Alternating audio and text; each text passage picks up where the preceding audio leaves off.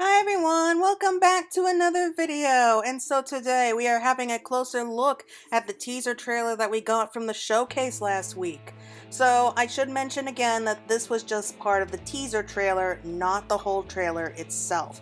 This is just a small bit of it, kind of like what they did for Shadowbringers, and I think they also did the same thing for Stormblood. We didn't find out about Doma until later on. So we are still missing more parts of this whole trailer, like maybe a bigger idea of what's going to be coming for us or what exactly we're going to be doing. I'm guessing that they were planning on showing off like some other places that we were going to. I mean, it's already been revealed that we're going to the moon, Galamal, and Thanar, so that's a lot of places already. And I think that they're going to have maybe closer tie-ins with like the Return to Evil's quest lines, or maybe with Boja. Maybe something along the lines of Werlert, like with the Sorrows of Werlert and everything. I do think that there are a lot more nations inside of Ishibar because it's pretty much confirmed that that's where we're going. But I do feel like they are hiding some other very important information that we're not entirely sure just yet of. I personally think that they are trying to keep the fact that we might be going to Sharlayan a secret for now. It's not confirmed yet. Everyone's talking about Sharlayan though. And if we do go to Sharlayan, I don't think it's possible that they can make it into its own unique area. I do think it much more likely that that's going to be the new hub or the new city that we're going to visit. It's definitely on the list. But until the whole trailer is released, probably around the Digital Fan Festival, which is coming in a couple months, that's when we're going to get the whole trailer all together, which will probably open our eyes and have like a more cohesive idea of what exactly is going to be coming for us. So for right now, we just have the teaser trailer, and here we're going to look over all the information that we've currently seen from the trailer. And this video is just going to be taking it scene by scene, like screenshot by screenshot here. Just every little part that I feel was important and I just want to talk about, and maybe give us some clues to more of the story that's going to be coming for us in Endwalker. So let's start off here. So after leaving the logo behind, we come to see an image of the moon here. Perfect, beautiful moon, and of course this is where we're going to be going to. I don't think that it's going to be the last area. I mean, I do think that they're going to be keeping the 6th area, if we do have 6 areas. Wouldn't surprise me if we do more, especially with so many coming up. I mean, it would make a great area to have like the final showdown and everything, so we'll find out about that. But yes, we have this gorgeous moon in the sky, surrounded by all these clouds. It reminds me a lot of Under the Moonlight trailer that we saw before, when we remember Yotsuyu and how she became Tsukuyomi and everything. And that's when the new theme begins to play in the background. I love the theme, by the way. I can't wait to have the whole thing. After we fade to dark, another figure appears in a suit of armor, which is the Warrior of Light, of course. Or the Warrior of Darkness, if you still prefer. So they are wearing like this tattered cloak. I mean, we get a good look at them, and it's a torn, ragged, dark cloak, which they are wearing over their brand new paladin gear, like the platinum gear of the paladin underneath it. So we get a good look at them as we slowly pan up, and we get a good look at his face. We see it's scarred, grizzled, and a lot more world-weary than it has been in the past. And that makes sense because this is going to be like the final journey that they have, at least for this particular chapter. It then pans out to a wide shot where we see them standing before a bright light, and they're walking through, at first it looks like a deserted land. And they happen to be walking towards us and away from this bright light. So they have the bright light like right behind them, like billowing out and just covering their silhouette. And then it turns to a close shot where we have their shadows stretching across the ground as they step forward and leaving a perfect imprint of their armored glaives, much like the infamous first steps on the moon. That's where we see the Square Enix title, and we hear the sounds of the footsteps fading in the background as they continue on their journey. Now, let's just talk about this scene here just really quick before we go on. Very beautifully done, if you ask me. It's just gorgeous. So, of course, we have the image of the moon, and this whole expansion is supposed to be the final battle involving Zodiark and Hydaelyn, so of course it would focus a lot on the moon. And we're going to have to be dealing with Zodiark because that's where Zodiark is rumored to be sealed up in. So, of course, we're going to go into the moon, we're going to somehow, find Zodiark and defeat him there. That's still up in the air about that. But I'm much more interested in this next shot where we have the Warrior of Light. Now, as I'm sure that we all know by now, the Warrior of Light is the reincarnated form of Azim, and Azim is Shepherd of the Stars, is what they call them. The Wanderer, the Traveler, and even after countless millennia, we're still holding on to that title. We're still wandering, we're still adventuring, traveling from all over. And yeah, so Azim literally means sun, and we see like a bright light behind them. I don't think it's actually the sun here, but it's definitely a bright light. It's shining everywhere. It's at our backs, and it's almost like we're bringing the light in, but at the same time, we're still just a dark silhouette. So this actually is kind of a reference to when we first start off our journey in any one of the 3 city-states, and we start speaking to people and they start talking about the famed Warriors of Light who saved them with a calamity. When they talk about the previous Warriors of Lights, they describe them as not being able to remember their faces. They just see like these dark silhouettes against a bright light. And that's really all anyone can remember about them. So legacy players will know exactly what they're talking about. They're not really remembered. They know what they did. They remember what the Warriors of Light did, but they themselves can't remember their faces or their names. And it's almost like drawing right back to that. So that's a lot of symbolism right then and there. At first also, I thought that they were walking towards the light. However, in the next shot, what we actually see here, we see the shadows actually stretching out before them, before they're stepping forward. So that's definitely a sign that they're walking away from the light and maybe more into the darkness. So they're bringing the light back to like a dark place, but at the same time, I think that they are still darkness in a way because they're still silhouetted in darkness itself. So they are still light, but also shadow, which is a nice kind of reference to Shadowbringers, and a lot that we've actually learned in Shadowbringers as well. My favorite part about this particular scene, though, is their silhouette. If you look at it, I mean, it looks so similar to an Ascian, especially with the dark, ragged cloak that they're wearing. It really just draws your mind back to, if not Elidibus, then definitely more like Emix-Selk. It's almost beautifully haunting because it almost feels like the Warrior of Light is picking up the will and dreams of maybe people like Emix-Selk and Elidibus, like their hopes and dreams for a brighter future. I know they're not going, of course, to try to complete any more rejoinings. That's definitely not going to happen. But they do dream of a much brighter future and maybe fulfilling the wish of the ancients. Whatever that wish is, which I think is just maybe creating a world where it's much more peaceful, where people are actually free, and whatever it was that caused the final days is no longer a threat. So maybe this is actually a reference to maybe us getting more in touch with our Ascian side, because technically, I mean, we're not Ascians. We ourselves are not Ascians here, but we have the potential to become Ascian because of who our soul was like thousands of years ago. We were on the Convocation like thousands of years ago, and maybe we need to tap more into our powers, like who we were, like learn more about Azim and their whole role in this, and maybe start to take up more of the burdens that the Ascians carry, so we have maybe a good balance between human and Ascian within us. At least that's how I depict it, so I think that this is a great scene and everything. Okay, so moving on to the next part of the scene, we have the map of Hydaelyn. This is the current map. So I have a feeling that we will be getting a much clearer map once the full trailer comes out, just like what they did with Stormblood anyway. And probably all those clouds are going to be blown away like Sumtau, and we're going to get a clearer picture. Anyway, we definitely have a much clearer view of Garlemald. It looks like their influence is starting to spread, or maybe the chaos from that particular nation is spreading more across the land. Another sign of why we have to go into Ishabar to begin with. We do see Thannar directly below. I mean, that has been there for a while, but it just draws my attention there a lot more often now. And then fire begins to appear in the corner of the map, and it spreads across the rest of the page very quickly. Meanwhile, we hear a voice that sounds very much like Emix-Selk speaking in the background. The final days were upon us. The fabric of the star had begun to fray, its lands rent by tooth and claw. Now, for this particular scene, this is actually more symbolism than anything. It's showing us just how deep of a hole that we're going to be digging ourselves into. So this shows here how quickly this chaos is going to spread and from where.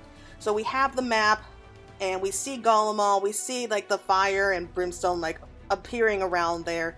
Clearly signs of trouble in the making going on around those parts. And then the fire is just the wave of chaos and just destruction that is going to be left behind in its wake. Curiously though, while it does start up in like the upper corner, it doesn't seem to be coming directly from Golem. So it feels like it's only going to be an outside force as well. As Golem, there's going to be a lot of problems in there too, but it does also feel like it's an outside force that's causing this fire, that's causing it to spread. And from what we've seen with the fire, it spreads very quickly, very rapidly. As for FFXIV's voice, I mean, I'm pretty sure it's FFXIV's voice. It does sound a little bit off. However, if you look at the Japanese version, the Japanese voice actor for FFXIV, they were the ones who did the voiceover for this part too, so I'm pretty sure that it is FFXIV. But I just think that this is more conference of what FFXIV told us before, just kind of drawing back to the idea of what the final days were like. That the final days were just all these destruction, all this fire and brimstone, because the fabric of the star was being torn apart, and all these monsters were just destroying the land. Now, moving back on where we left off, the fire is spreading everywhere, all across Eorzea, probably in the Far East and Ishbard as well. But we seem to be focusing on Vildebrand here. So we're actually going to Vildebrand, and just outside of Limsa Lominsa it looks like. And as the fire is burning all around us, we see the trademark Z-shape appear, and Alisaie, in her brand new armor, her red armor, she just leaps right out.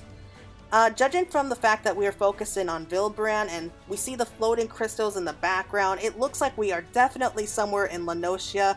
It looks like we're just outside the floating city of Nymph.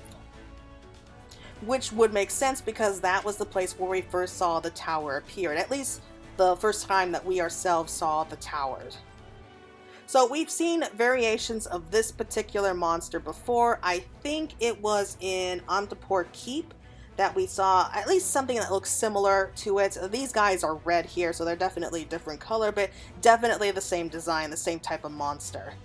It doesn't look like it's a Voidsent though, but I think that these are something else. This is something a lot more dangerous, if you ask me. So we see Alisaie dodging one of the attacks. She leaps up and back before performing another spell to bring it down. As she turns to face up another one, probably to destroy that one too, a third beast comes barreling in from the side of the fires and just attacks her. Her sword is knocked out of her hand, she hits the ground hard and she rolls, her side having been injured from that attack, while the monster comes right after her, which is a very specific red color like I said, and it swings its tail around to strike. That's when the Warrior of Light, dressed as a paladin, steps in and slices the beast's tail clean off, and it flies off and it howls as he blocks the next attack, sending it reeling backwards. Already that's kind of a little bit more violent than what we're used to seeing. But that's when a new set of armors comes flying in, flying all around while it fires down with lasers. It works in bringing down the beast, and they come back. We see that it's Alphino who is controlling them, also in his new armor. And he looks back to his sister. His words are, "Alisaie, are you all right?" And he says that while he's healing up her wounds. And she kind of, very snarkily, she replies like, "I can look after myself, you know."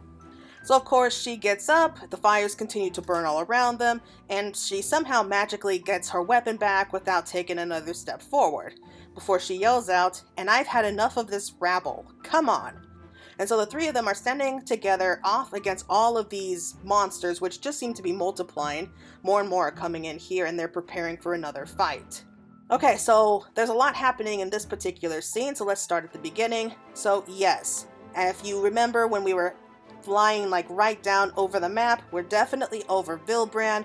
We see all of the floating crystals behind Alisaie and the others, so I'm willing to bet that we are somewhere within the city of Nymph, or the ruins of Nymph.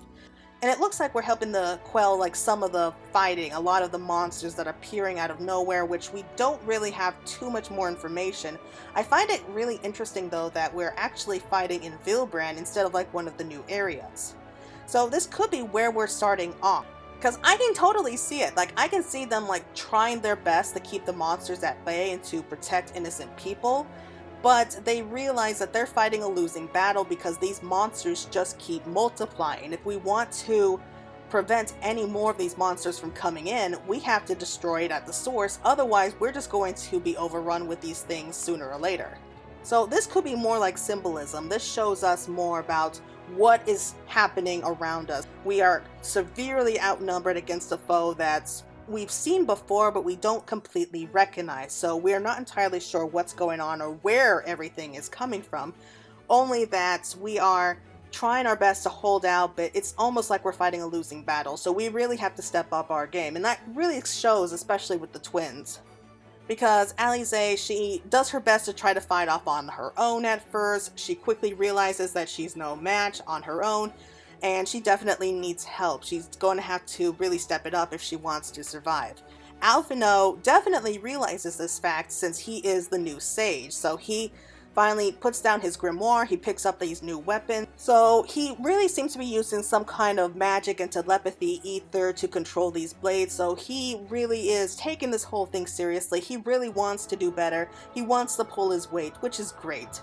Also, I love the fact that the Warrior of Light is a paladin, mostly because of the symbolism. Because if you look at Final Fantasy IV, I mean, we're going to be going to the moon at one point, just like in 4. So in Final Fantasy IV, the main character, Sissel, he's a Dark Knight at the beginning of the game, and then halfway through it, he becomes a paladin. He leaves behind his darkness. He grows stronger in order to travel to the moon and deal the finishing blow against these monsters that are attacking his home. And so that's a really nice kind of reference here, because the poster boy here, like the poster job for Shadowbringers, of course, was the Dark Knight. So we're going to be turning from the Dark Knight into a paladin. So we're leaving the darkness behind, and I wouldn't say that we're embracing the light, because we've basically been the Warrior of Light for a long time. We became the Warrior of Darkness, and I think maybe we're going to be getting a brand new title by the time all of this is over. Neither light nor darkness. Maybe like a Warrior of Balance or something like that. That would be cool. But we still see that they are as protective of the twins as always. The Warrior of Light just seems to have a very special connection with the twins, especially since Alphinaud and Alize have a kind of crush/hero worship of the Warrior of Light. So the Warrior of Light, of course, is very protective of them. You see that how they protected Alize, and they're willing to fight to defend them. And they are not afraid to go charging off into battle. So they are prepared to do whatever it takes to protect their friends. And it really looks like the three of them are going to have a huge focus in this particular expansion. I mean, we had a lot of Y'shtola, Urianger, and Thancred in Shadowbringers, which doesn't surprise me because they were in the trailer. But here we finally have Alphinaud and Alize in the cinematic trailer. So they're definitely going to be playing a huge role in Endwalker. And I have a bunch of theories on that later on. Okay, so going on to this next image where it fades to the burning map once more, and we see that the whole map of Hydaelyn is on this table and the whole thing is just engulfed in flames. Really showing that we are in a deep hole right now. We are not just in a deep hole, we have no way of climbing out because it's all burning around us, and we have to figure out a way to get out of here. Because whatever's coming, it's bad. It's bad, and it's going to be striking hard and fast, so we are really going to have to step it up if we want to survive. Next we see the smirk that's from Fandaniel. He's still in Ashahi's body. And then he turns around, leaves the burning table behind him, and he moves to a door to take an elevator going upwards. And it looks like we're at the top of what seems to be some kind of a tower or even a palace. And there, once he steps out of it, we are looking over some kind of a balcony overlooking a darkened sky. Well, right in front of us is clearly some kind of a throne, watching as a guardian ship falls, burning the whole way down. As the smoke clears, we see a dead landscape full of burning buildings, fire spreading everywhere, ruins, just... it's all chaos here. And if I had to guess, it looks like this is part of Garlemald, really showing us the empire, like the once mighty empire, is falling fast, and the people here need help. And I think all the other provinces are also suffering. I would be very surprised if the other provinces are in any better shape. Now, I wasn't 100% sure about where this place was at first. However, after looking over everything that we saw, including a lot of pictures and screenshots that we've gotten, I'm pretty sure that this is actually some kind of tower that was built in Garlemald. I don't think it's the palace. I don't think it's the royal palace like where we saw Gaius and Estinian were. I think that this is someplace new. At first, I could have sworn that we were inside like the Void Ark, because it just looks like that design. It really does look like something that you would see upon the Void Ark. But we do see it does seem to have some kind of magic tech going through it. It's an elevator, basically. And we see the balcony. Once again, we're high above the rest of the world. We see another image of the falling airship. Again, another sign of just how far the mighty have fallen. And we see the world just torched. Like all of this devastation. This is just another clear sign of the devastation is really spreading far, and it looks like Garlemald was hit just as badly as the rest of the place, if not the worst of all. In this next scene, we have Xeno sitting on the other side of the throne. He's the one who's sitting on the throne, but we get a good look at him. Apparently, he also has a brand new weapon that's sitting on the side there. We'll talk more about that in a minute. But he's sitting there watching the whole world on fire. Just no expression on his face whatsoever. While we hear Emexelk, his great-grandfather's voice, speaking over all of this noise, saying, "Past the far edge of fate, brings blades of black and light, tolling the coming of the end." That is said while we see a close-up of his eyes to see the pupils become the moon itself, which I think is very interesting in and of itself. So, as for Xenos, I mean, we've been seeing him just kind of sitting in his chair, kind of watching everything happen, not really getting too involved. He's someone who prefers to watch us struggle, like prefer to watch his so-called friend slash enemy struggle all the more to try to make it to him, like try to see what kind of tests he can put in front of them to make them stronger. What kind of challenges can he lay out to ensure that they will be strong enough to face him by the time that we do get there. As for Emexelk's voice, I think that's very clear about what he's saying, like the past the far edge of fate, the blades of dark and light, they toll the coming of the end. So the light and dark blades, they are clearly referencing Hydaelyn and Zodiark. It looks like the final battle is upon us between these two gods, and it looks like we're going to learn exactly what is to become of those two, like if they should stay here, like in this world in some kind of form or another, or if it would be better to eliminate them. And then I actually find this whole thing very interesting here, because when we get a close-up of Xenos' eyes, we see his eyes are just reflected by the moon. Now, why would they be reflecting the moon when it's clearly no moon out at this moment? It's dark in the sky, but it's all covered with like a thick smoke and debris and everything. So why would the moon be reflected there? I think that Xenos has some kind of connection with Zodiark. At least that's what I'm thinking. Or maybe this is actually just symbolism, and it shows that Xenos is maybe going to either absorb Zodiark or maybe do battle with Zodiark himself. That would be really cool to see. And finally, we move to the last scene where we see the moon shift and the image of the warrior light standing there looking down on the earth. And if you actually look at this particular scene along with an earlier one where we have Elidibus on the moon, the two of them are standing side by side, once again probably showing that the warrior of light is carrying the burdens of both the ancients as well as the people of Hydaelyn itself. So it's very similar, and I can't help but think that they did that for a reason. Especially like when they're looking down on the earth and they turn around, their blade and shield held up high, bathed in light in this beautiful platinum armor, looking ready to defend the earth from whatever is coming. And I think that's really cool, because it's almost like they are standing between whatever evil, like whatever kind of force is coming from the moon and trying to head to Hydaelyn. But in order to get to the planet, they have to go through the Warrior of Light. The Warrior of Light is like their last best defense. And if this final enemy tries to go straight for Hydaelyn, they have to deal with this like immovable force, like this force of nature, before they can even make it that far.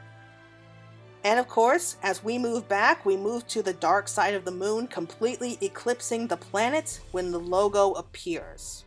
Yeah, so yeah, that's everything that we've seen in the trailer. It's going to be hard to be able to predict exactly what's going to happen. Of course, we can't predict exactly the events that's going to happen, but we can at least have a good idea of what's coming for us. But it's hard to do that when you only know part of the trailer. So I think at this point we only have half of the trailer. I do think that we need another half to be able to come up with like any really clear or really valid kind of predictions. But yes, that's everything that I saw so far, what I personally noticed. A few final thoughts here and there.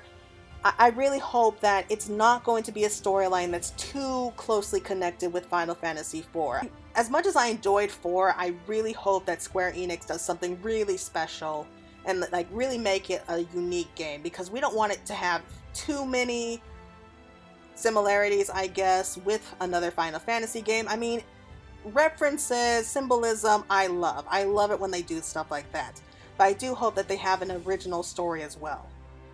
Also, it looks like that maybe Xenos ended up getting his brand new weapon after all. It looks like we do have a slight look at it here. It's very hard to be able to tell. A lot of people are convinced that it's part of a scythe blade. Now that would be cool. I do think that that would kind of suit Xenos. And to be honest, I'm not against the idea of having a job we use as a scythe.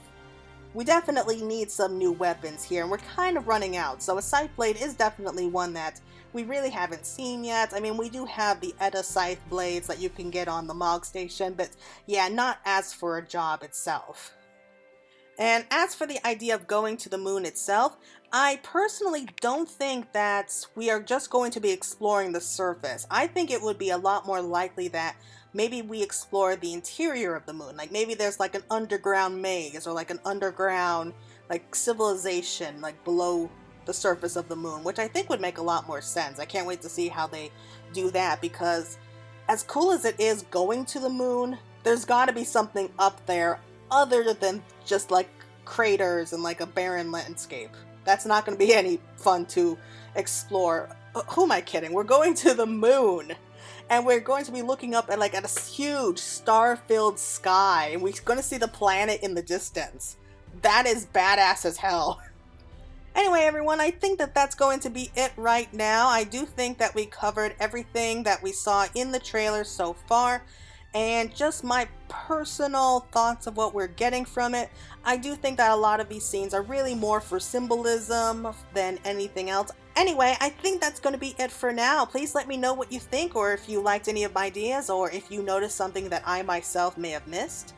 And if you notice any other kind of symbolism, please let me know as well. And if you like this video, please subscribe down below. It always makes me happy to see when somebody likes my videos. So until next time, everyone, take care, have a great rest of your day. Oh, and happy Valentine's Day. Bye!